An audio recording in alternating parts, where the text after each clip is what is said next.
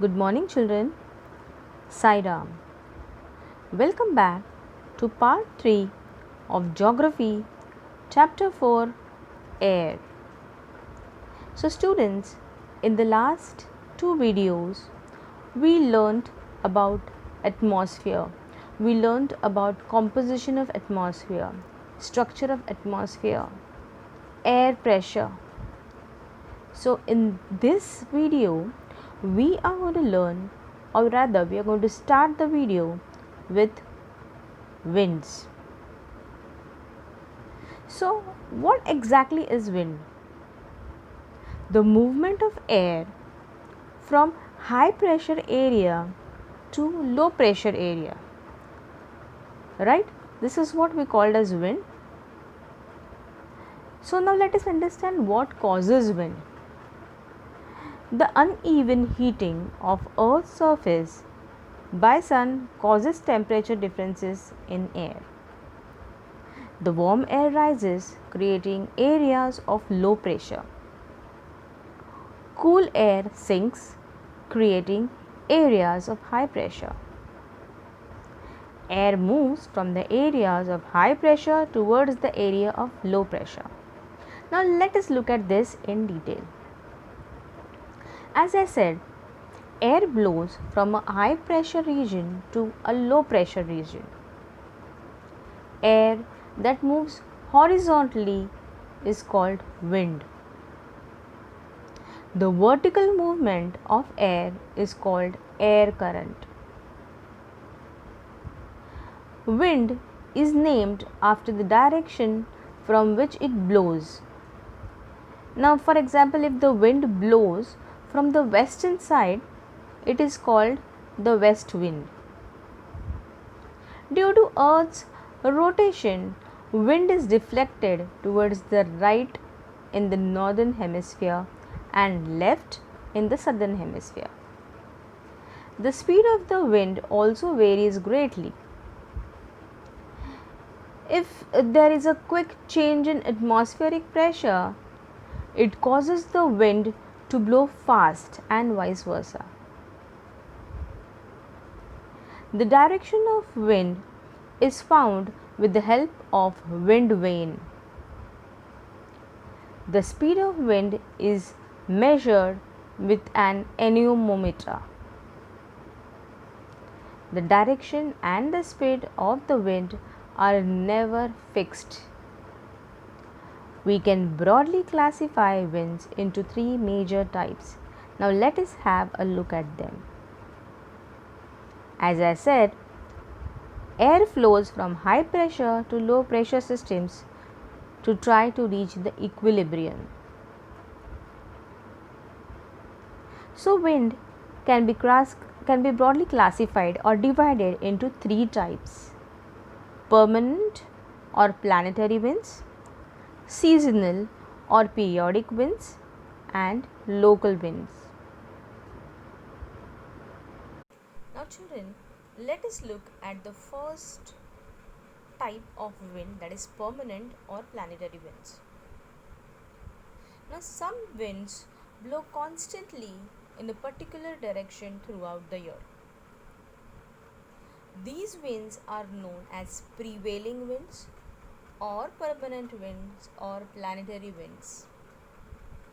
These winds originate due to the presence of permanent high pressure and low pressure belts on the surface of the earth. The main types of planetary winds are the trade winds, the westerlies, and the polar winds. Now let us look at the second type of wind, that is periodic winds or seasonal winds. Okay, so children, certain winds, they have tendency to reverse their direction periodically. Now let us understand the difference here.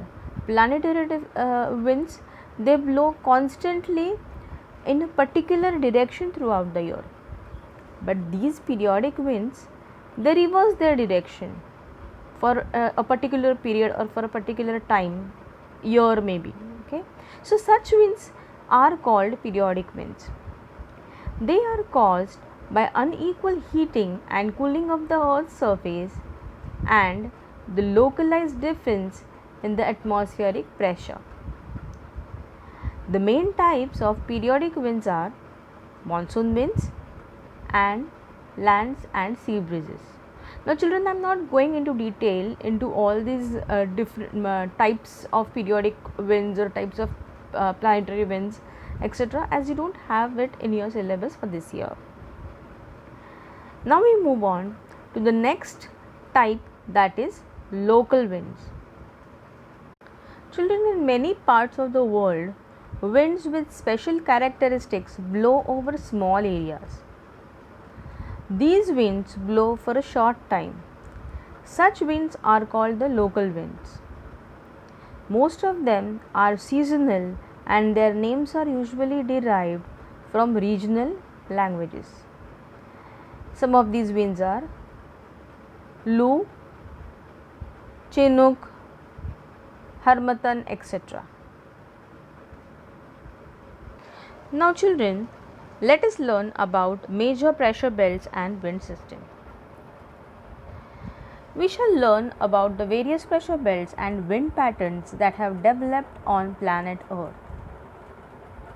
While understanding the basic concepts behind development of pressure belts, we are not going to take into consideration the tilt of the axis and the influence of land-water distribution. So we all know that equator divides the globe into southern hemisphere and northern hemisphere, right? The equatorial belt, it extends 5 degrees north and 5 degrees south. Look at this picture here. This is the picture of major pressure belts and wind system, which is on page number 25 of your geography textbook. So we can see that this is the blue colored thing in between is the equatorial low pressure. Okay, basically equator, it is 5 degrees towards northern and hemisphere and 5 degrees towards southern hemisphere. Okay, the blue one in between, I am talking about that. Now equatorial region receives nearly vertical rays of sun, and this heats the air near the equator. So children, when the temperature increases, the pressure decreases. So along the equator we have low pressure and we call this region as equatorial low pressure belt. Now the warm air starts rising up and towards the troposphere.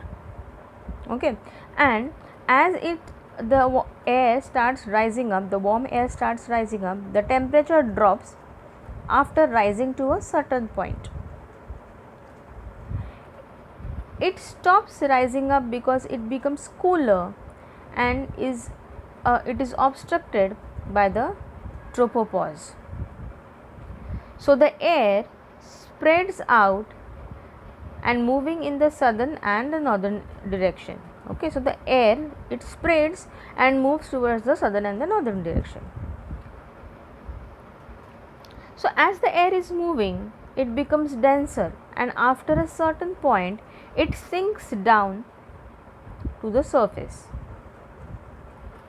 So at around 30 degrees north and south we have sinking air. Now this sinking air is cool air, so it forms high pressure belt, and these regions are called subtropical high pressure belt.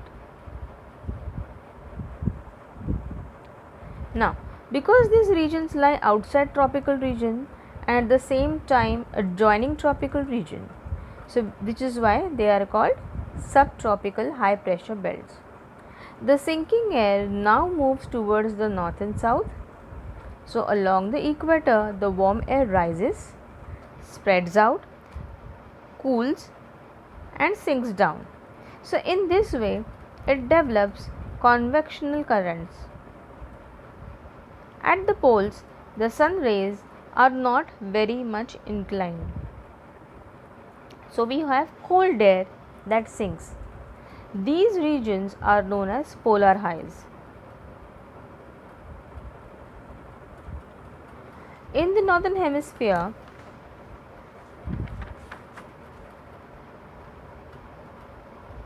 the air moves towards the south and southern hemisphere, and the air also moves towards the northern hemisphere. So now at this point we have air coming from north and south. So at this point the air converges up and rises up. These regions are known as subpolar lows. So at 60 degrees latitude we have low pressure system because we have air rising. Along the equator, air is rising because of the convection, and at the subpolar lows we have air rising because of the convergence. Now these rising airs also spreads out, cools and sinks. Same thing happens in the southern hemisphere as well. On the surface of the earth along the equator, winds move from high pressure regions to low pressure regions, that is from subtropical high to equatorial lows in the northern and the southern hemisphere. Now these winds bend to the right in the northern hemisphere, and in the southern hemisphere the winds bend to the left, and this is described as the Coriolis effect. The winds bend to the right and the left in the northern and southern hemisphere respectively, because the earth is spherical in shape and the earth rotates from west to east. In the same way, in between 30 degrees and 60 degrees north and south, the wind bends towards left and right in the northern and southern hemisphere respectively. Even at the polar region, the same phenomena can be seen. Now let us move on to the next part of the chapter, that is moisture. So what is moisture? What do we understand by moisture?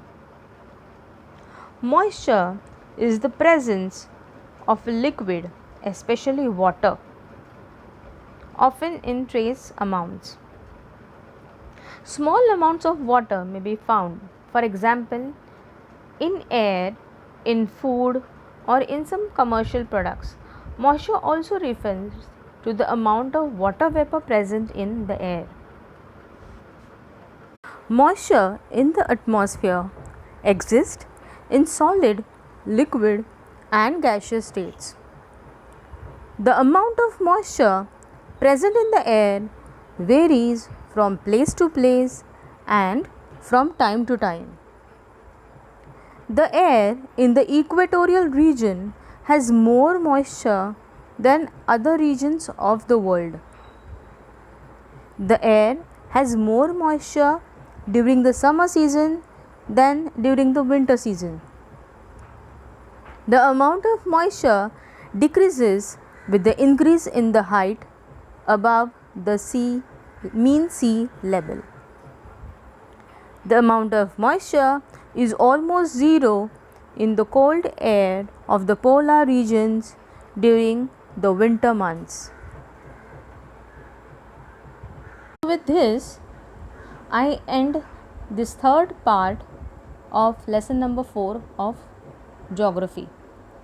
But before that, let us see what we have done in today's video. We started off with the topic wind.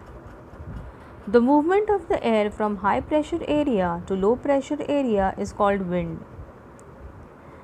Then we understood that there are 3 types of winds, which is the permanent, seasonal, and local winds. Then we learnt about moisture. Moisture in air at any time is known as humidity.